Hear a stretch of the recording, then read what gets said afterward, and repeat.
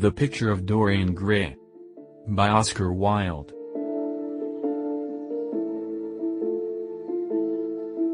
Preface. The artist is the creator of beautiful things.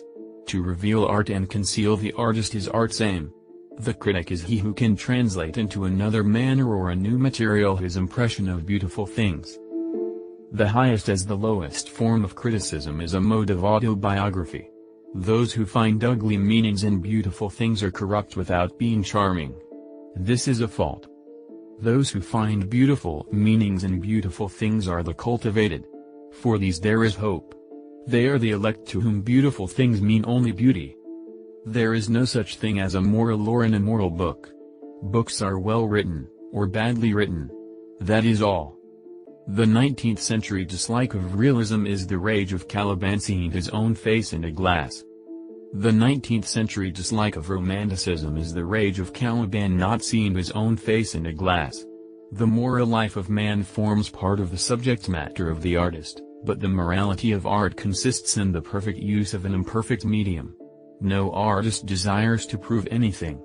Even things that are true can be proved. No artist has ethical sympathies.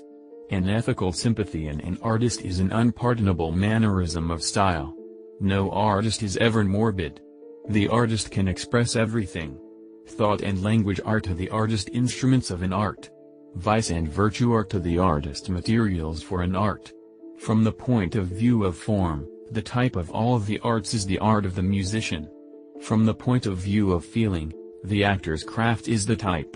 All art is at once surface and symbol. Those who go beneath the surface do so at their peril. Those who read the symbol do so at their peril. It is the spectator, and not life, that art really mirrors.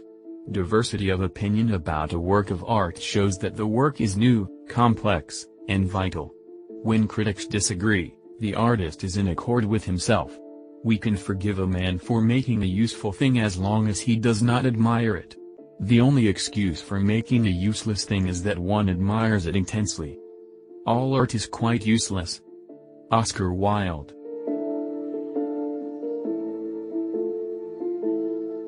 (1) The studio was filled with the rich odor of roses, and when the light summer wind stirred amidst the trees of the garden, there came through the open door the heavy scent of the lilac, or the more delicate perfume of the pink flowering thorn.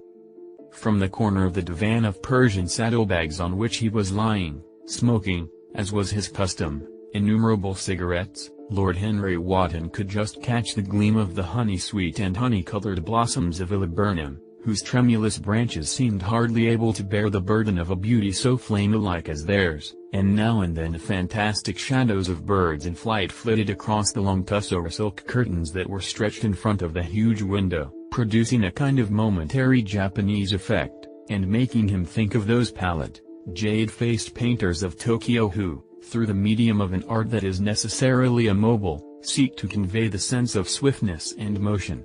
The sullen murmur of the bees shouldering their way through the long and mown grass, or circling with monotonous insistence round the dusty gilt horns of the straggling woodbine, seemed to make the stillness more oppressive. The dim roar of London was like the burden note of a distant organ.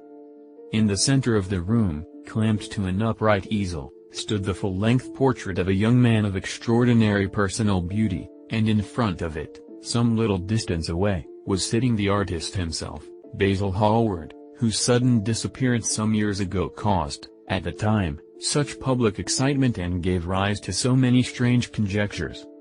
As the painter looked at the gracious and comely form he had so skillfully mirrored in his art, a smile of pleasure passed across his face, and seemed about to linger there.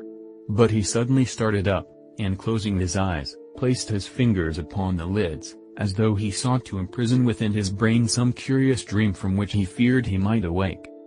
"It is your best work, Basil, the best thing you have ever done," said Lord Henry languidly. "You must certainly send it next year to the Grosvenor. The Academy is too large and too vulgar. Whenever I have gone there, there have been either so many people that I have not been able to see the pictures, which was dreadful, or so many pictures that I have not been able to see the people, which was worse. The Grosvenor is really the only place."